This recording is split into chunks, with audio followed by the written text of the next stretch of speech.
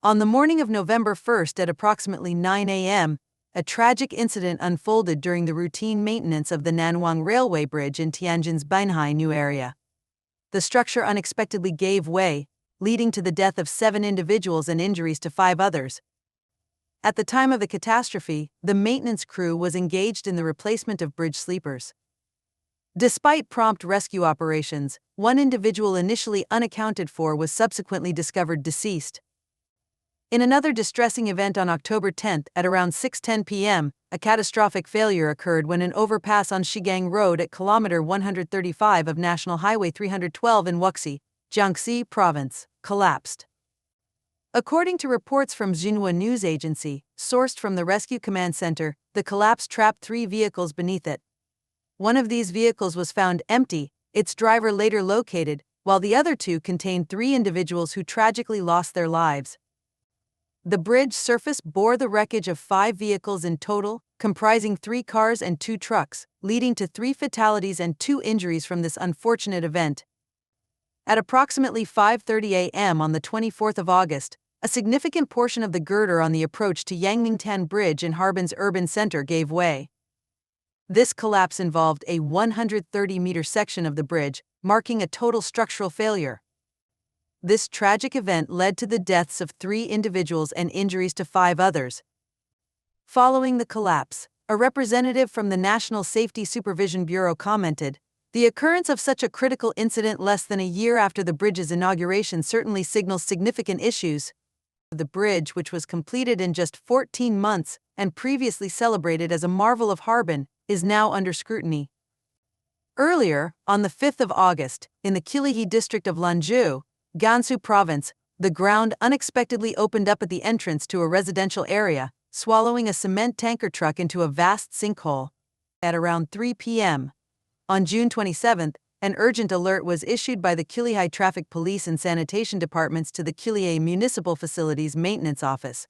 They reported a sudden collapse of Tu Street within the Qilihe district, posing serious traffic disruptions and safety threats. In response, the maintenance office swiftly launched an emergency protocol designed for such infrastructure failures, dispatching crews and equipment to secure and examine the site. A perimeter was established around the danger zone, and upon thorough inspection of the underlying structures and adjacent pipelines, it was clear that deteriorated sewage pipelines were to blame. Their decay had led to persistent leaks and soil erosion underneath, creating voids that eventually caused the street above to give way. On February 16 in Lanzhou, Gansu, a dramatic collapse at a hotel entrance engulfed a passing car. The next day, hotel employees confirmed that the vehicle had tumbled into the newly formed crater right outside the building. Turning our focus to the broader implications of infrastructure development in China, particularly under the Communist Party's aggressive construction drive, we encounter a pattern of compromised safety standards. This reckless rush in building has left numerous structures vulnerable to natural calamities and routine accidents, categorizing them as hazardous. For instance, earlier today in Nansha, Guangdong, a bridge gave way following a vehicular collision. Revisiting an event from 7 months ago in Qukihar, Heilongjiang, where a school gymnasium roof caved in, claiming the lives of 11 volleyball team members and coaches and injuring 7 others. Despite an investigation that concluded yesterday, as reported by Xinhua, which implicated 51 individuals, the root cause was attributed to rainwater accumulation on the roof, a clear deflection from addressing the structural integrity directly. By sidestepping deeper investigative scrutiny and comprehensive reforms, such disasters are likely to recur. This pattern continued into yesterday, February 21, when a supermarket roof in Suzhou, Hubi, collapsed under the weight of snow, tragically killing a young mother. Today, the 22nd, brought another disaster around 5:30 a.m. local time, when a container ship collided with a bridge pier along the Hongqiuli waterway, causing a significant portion of the bridge to collapse. This incident tragically resulted in 5 fatalities as vehicles could not escape the sudden collapse, with 2 cars plunging into the water and 3 others landing on the vessel. By late afternoon, the state-controlled media quickly pointed fingers at improper operation by the ship, and the ship's owner was detained. This narrative of deflecting blame and distorting facts by the authorities is prevalent, yet the structural integrity and regulatory oversight of such projects, like the Hongqiuli Bridge, demand a closer examination. Built in 1992 and crucial for local economic and logistical activities, its design to withstand such impacts is questionable, especially following the reclassification of the waterway that heightened the bridge's vulnerability to such accidents. This incident underscores the urgent need for transparent, stringent regulatory standards to govern the construction and maintenance of such critical infrastructure. This pattern of administrative negligence has led to devastating outcomes, demonstrated through a series of unfortunate events. Initially, the involvement of local governments in bridge construction allows for the circumvention of stricter scrutiny and financial accountability that would typically come from higher authorities. This autonomy enables them to keep investments within their control, which can lead to corrupt practices. Typically, these local officials commence by constructing bridges adequate for Class 3 waterways. Subsequently, they simplify the approval process to bypass stringent checks, and, in a bid to cut costs further, they might just apply a few rudimentary markings on bridge piers. Such measures are grossly inadequate, especially in low-light conditions like at 5 a.m., when navigating a cargo ship becomes perilously difficult due to poor visibility of these navigational aids. Furthermore, investigations often reveal that these incidents of structural failure don't necessarily involve direct hits that break the bridges. More often, it's the dislodging of pillars due to substandard construction practices that lead to the structure losing its support and ultimately collapsing. For example, the bridge constructed in 1992 was an archaic T-shaped hanging bridge, clearly obsolete and overdue for renovation. Why, then, was it not upgraded or replaced? This sequence of events shows a disturbing trend in government response to infrastructure failures. Local authorities fund the construction of bridges. These projects need to be greenlit by senior governmental bodies. To evade rigorous oversight and reduce financial contributions, approvals are handled at a local level. The bridges constructed are frequently subpar, not suited to the actual navigational demands, and safety is compromised. When disasters strike, the blame is promptly shifted elsewhere. The construction of the bridge in 1992, which featured a water pipe to supply an island, is shrouded in opaque dealings and secretive operations. The true intricacies and irregularities lie in these hidden activities. A slew of officials from the provincial to local levels in Panyu and Nanhai, Guangdong, are on the brink of facing accountability. We aim to engage in investigative efforts that stir public inquiry and reflection, encouraging more individuals to get involved. This bridge collapse, which tragically resulted in casualties, should not be disregarded or quickly forgotten. We must prevent the CCP from perpetuating their tripartite scheme of exploiting power for profit. Consider this cargo ship. It measures 60 meters in length, 18 meters in width, with a draft of 2.6 meters. It's relatively small for a container ship. Yet, if the bridge piers had been properly reinforced, why did such a modest-sized vessel lead to their collapse? This clearly points to a failure in the reinforcement efforts.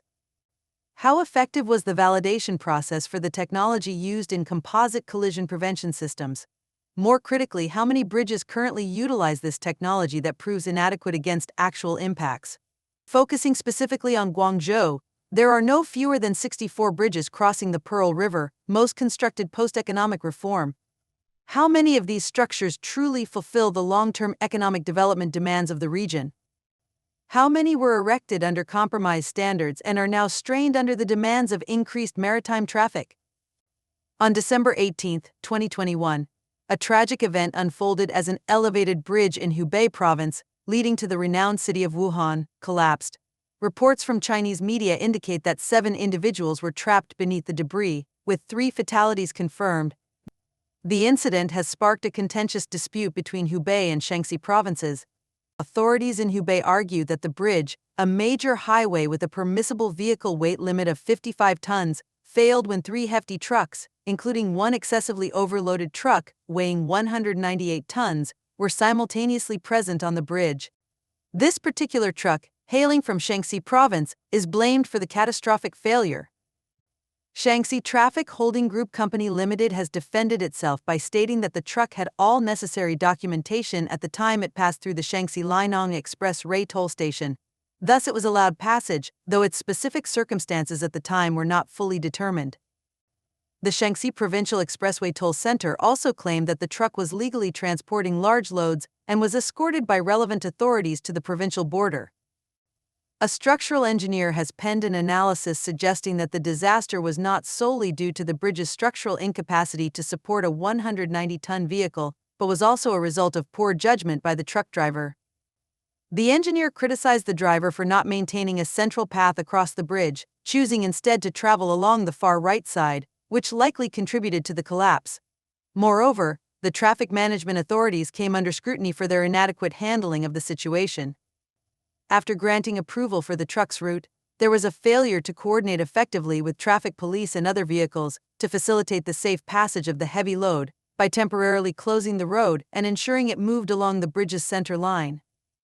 While the Chinese media has been hesitant to delve into potential quality issues with the bridge itself, one media outlet succeeded in revealing that the company responsible for the bridge's reinforcement work in October 2021 had previously been blacklisted in 2019 by the Hubei Provincial Department of Transportation for collusive bidding practices.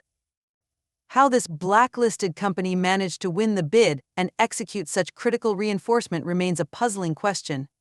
The collapse, therefore, appears to be the result of a complex blend of administrative failures, questionable decision-making, and possibly compromised construction standards. China continues to grapple with a troubling pattern of infrastructure failures, notably with the frequent collapse of overpasses, which many attribute to inferior construction quality. A stark example occurred on May 8, 2021, when a bridge on the Hangzhou-Shaoxing highway section in Zhejiang province, nearing its completion, dramatically collapsed into the river below.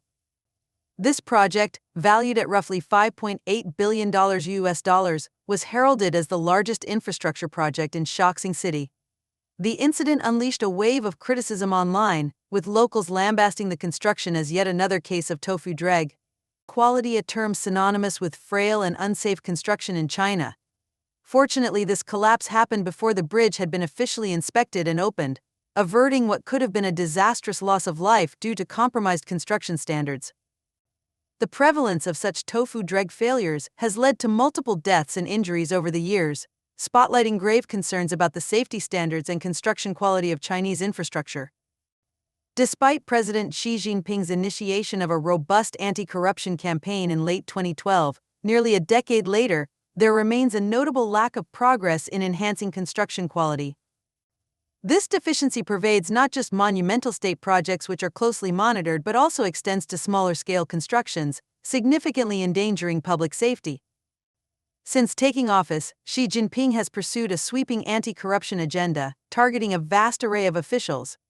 Yet, while he may rely on the supposed deterrent power of communist totalitarianism, he appears to neglect the deep-seated cultural issues ingrained within the communist system. The legacy of communism in both China and the broader Western context is often characterized by its foundations of deceit, hostility, and constant conflict.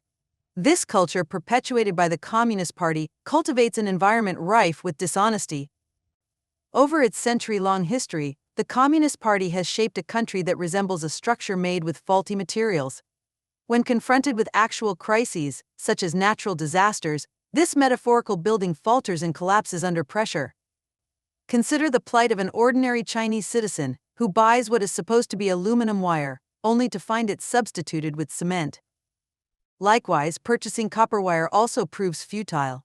From government officials down to the common man, a relentless drive for profit leads to widespread use of shortcuts and subterfuges.